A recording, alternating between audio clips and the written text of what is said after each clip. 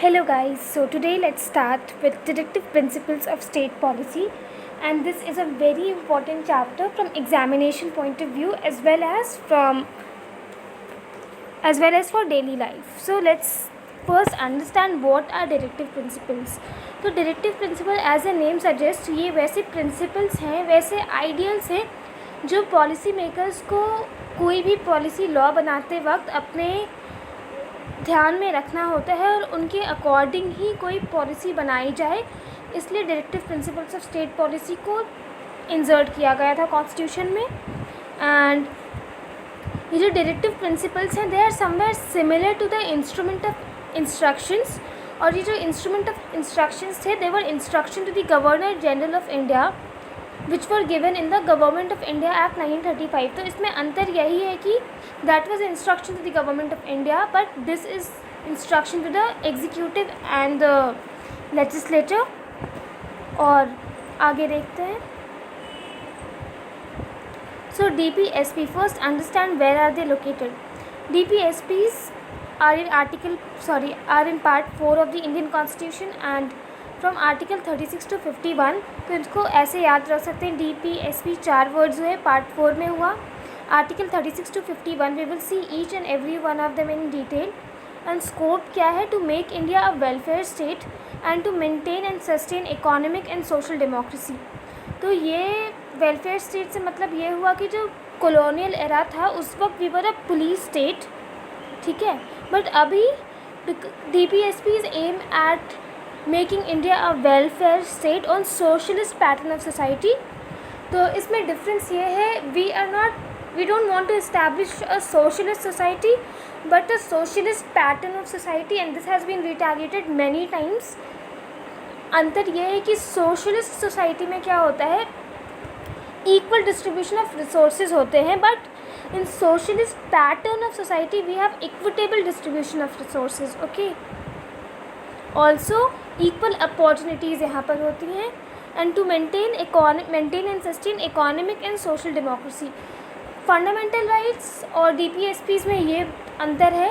Fundamental rights जो है वो enforceable in the court of law. We all know that we can move to the high courts और even directly to the supreme court to make them implemented, but DPSPs के साथ वैसा नहीं होता। और साथ ही साथ fundamental rights aim at strengthening the system of political democracy while DPSPs aim at economic and social democracy, and this has been borrowed from the Irish Constitution of 1937 and they took it from the Spanish Constitution, ठीक है।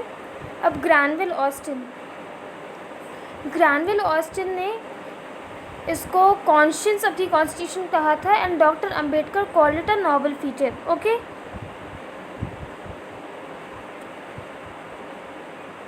अब कौन से amendments हुए हैं, this is very necessary, exams में prelims में आते रहता है। तो अभी तक 4 बार अमेंड किया गया है DPSPs को।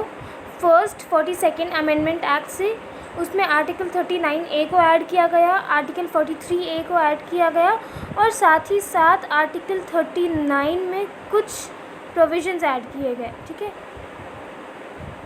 फिर 44th अमेंडमेंट एक्ट 1978 से आर्टिकल 38 में क्लॉज 2 ऐड किया गया। देन 86 कॉन्स्टिट्यूशनल अमेंडमेंट एक्ट से आर्टिकल 45 का कंटेंट चेंज किया गया। देन 97 कॉन्स्टिट्यूशनल अमेंडमेंट एक्ट से 43 भी आर्टिकल को इंसर्ट किया गया, ओके। Let's move forward. अब आर्टिकल 36 से स्टार्ट होता है, 36 to 51।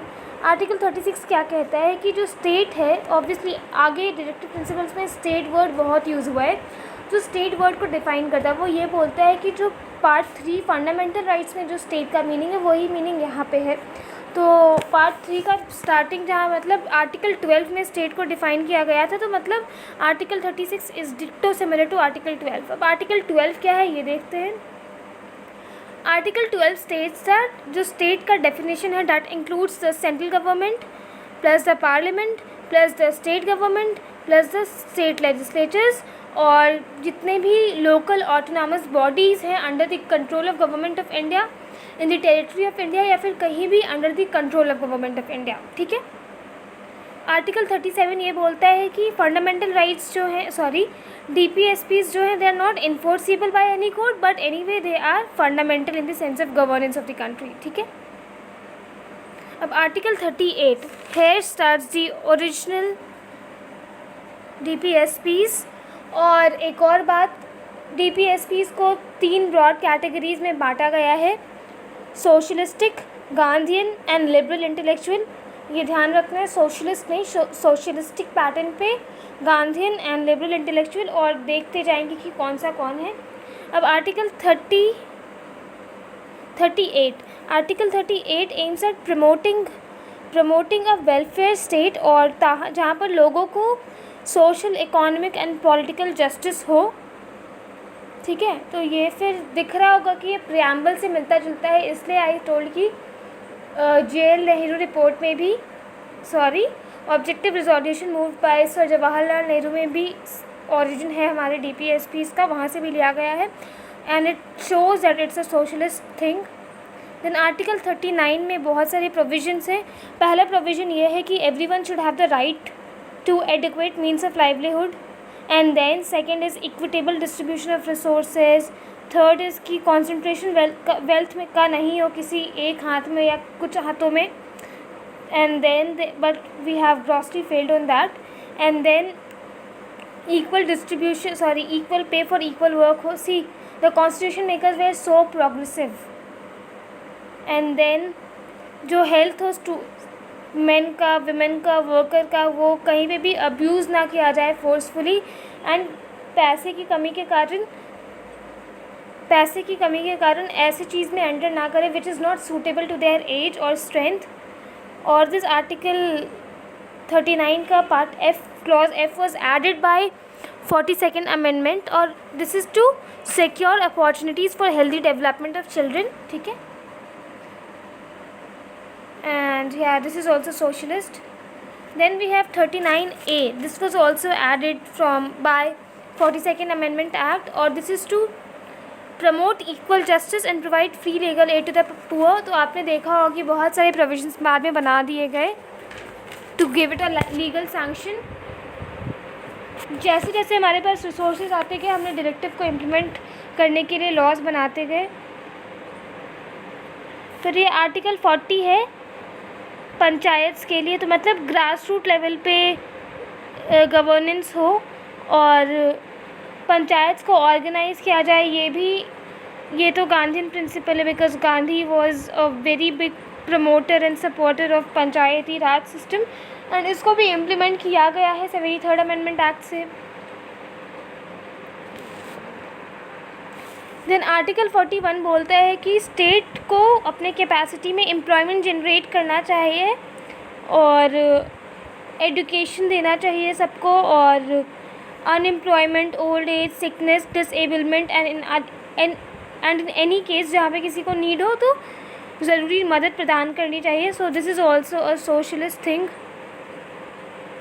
अब आर्टिकल 42 क्या बोलता है कि to make provision for securing just and humane conditions of work and for providing maternity relief. ठीक है. सी यहाँ भी उनका प्रोग्रेसिव नेचर दिख रहा है, and obviously this is also socialist thing. Article 43 क्या बोलता है? आर्टिकल 43 बोलता है कि the directive principle aim at securing a living wage, a decent standard of life and social and cultural opportunities for everyone, for all the laborers.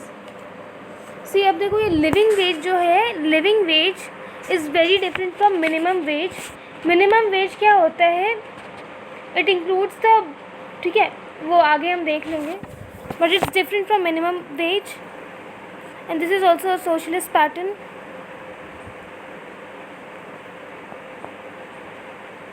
अब article 43A जो है ये ऐड हुआ था 42nd अमेंडमेंट एक्ट से. इसमें ये बोलता है कि लेबर का पार्टिसिपेशन प्रमोट किया जाएगा in the activities of the industry. So this is also socialist. Then we have article 43B, and article 43B was added by 97th Amendment Act of 2011. इसमें ये बोला गया था कि डेमोक्रेटिक कंट्रोल, मतलब जो कोऑपरेटिव सोसाइटीज़ हैं उनको प्रमोट किया जाए. तो this is also a Gandhian principle because Gandhi wanted to develop many cooperative societies and he was a promoter of that too. Article 44 is for uniform civil code. ये देख के याद हो सकता है 4 सेम है यूनिफॉर्म सिविल कोड.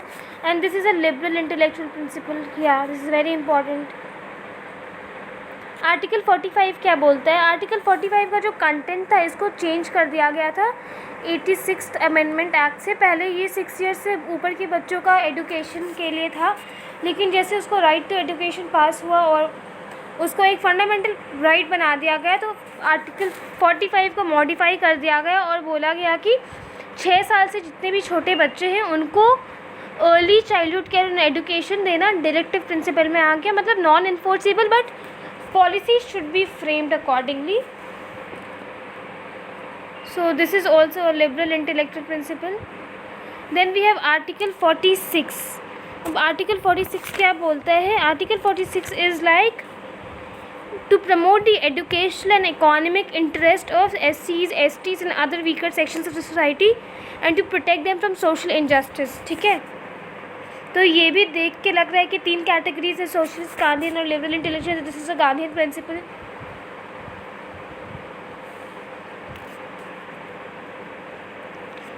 आर्टिकल 47 क्या बोलता है? Article 47 is to prohibit the consumption of intoxicating drinks and drugs which are injurious to health. And Mahatma Gandhi was very much against the consumption of liquors and drugs and intoxicating drugs.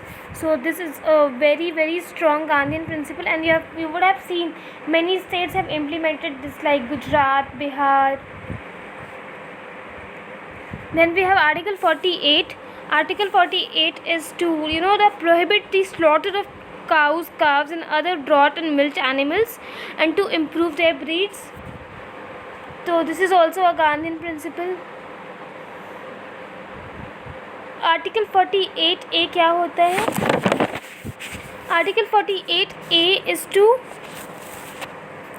State shall endeavour to protect and improve the environment and safeguard the forest. ठीक है, मतलब ये कौन सा हो गया? ये भी लिबरल इंटेलेक्चुअल प्रिंसिपल में आ गया. And this was also added by 42nd amendment. ठीक है,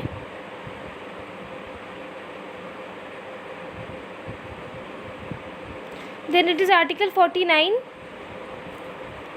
Article 49 is to protect the monuments, places and objects of artistic and historic interest which are declared to be of national importance. So this is also a liberal intellectual principle.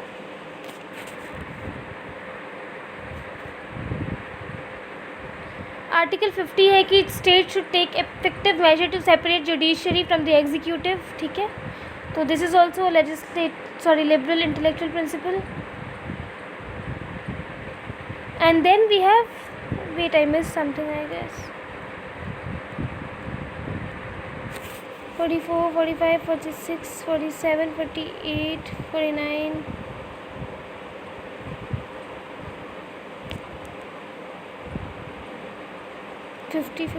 Okay, and then we have the last article 51. Article 51 states that it's to promote international peace and security and maintain just and honorable relationship between the states, between nations. So this is also a liberal intellectual principle.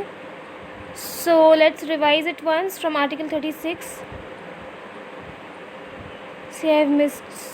No, I haven't missed. Let's see. So this article 36 was to define the state. Article 37 ये बोलता था कि enforceable नहीं होगा. Then first हमारा article 38 था to promote the welfare of the society, social, economic, political justice. Then article 39 was like 5 provisions, equal rights and ownership, equitable and economic system ऐसा जिसमें कॉन्सेंट्रेशन ऑफ वेल्थ ना हो, equal pay for equal work, then there were provisions for healthy development of children, और ऐसा कि economic conditions के कारण कोई भी ऐसा काम ना करे जो कि अनसूटेड है उसके एज पे या स्ट्रेंथ पे। देन आर्टिकल 39A ये बाद में ऐड हुआ था for access to equal justice, free legal justice. Article 40 panchayat का था। देन आर्टिकल 41 किसके लिए था? Economic capacity and development, make effective provision for right to work, education, disablement में सरकारी सहायता देने के लिए। Article 42 was for just human conditions and maternity relief. Article 43 भी हो गया।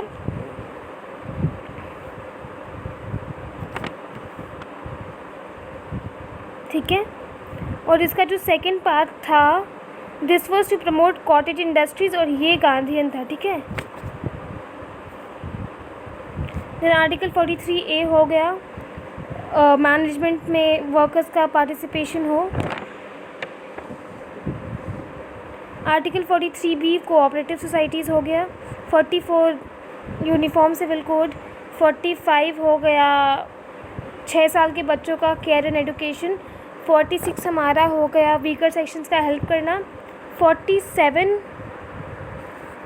हो गया लीकर का ये करना। और फर्स्ट पार्ट इसका आई मिस्ड, इसका फर्स्ट पार्ट है to raise the standard of living and nutrition. The first part is socialist and second part is Gandhian. फिर 48 तो स्लॉटर को रोकना and to improve the breeds of the milk animals. 48A हो गया हमारा environment के लिए। 49 हो गया टू प्रोटेक्ट द मॉन्यूमेंट्स। 50 हो गया हमारा जुडिशरी को सेपरेट करने के लिए एग्जीक्यूटिव से। 51 हो गया हमारा, क्या हुआ ये, this is to promote international peace. So I hope this is clear.